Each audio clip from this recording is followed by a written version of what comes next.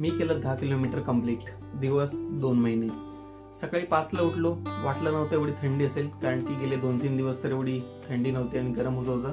5:15ला पोहोचलो. आपली रेस 5:45ला होती. अर्धा तास टाइमपास केला, झुंबा वगैरे बघितलं. 5:30ला चालू झाली मॅरेथॉन. त्यानंतर आपली 5:45ला आपली रेस होती 10 किलोमीटरची. जवळजवळ अर्धा 1 किलोमीटर धावायला किंवा चालायला पण भेटला नाही, कारण की गर्दी एवढी जास्त होती. आमच्या रेस कॅटेगरीमध्ये 2000 जण होती. 1 किलोमीटर झाल्यानंतर जरा चांगली जागा भेटली, त्यानंतर धावायला चालू केला.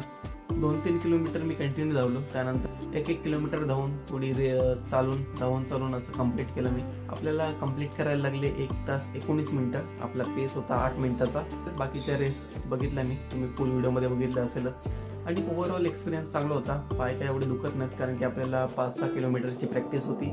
आपण गेले 1 महिना प्रॅक्टिस करत होतो. 1 महिन्यामध्ये 15 दिवसच गेलो असेल मी धावायला. आजची व्हिडिओ इथे संपूया. आपण भेटूया पुढील व्हिडिओमध्ये.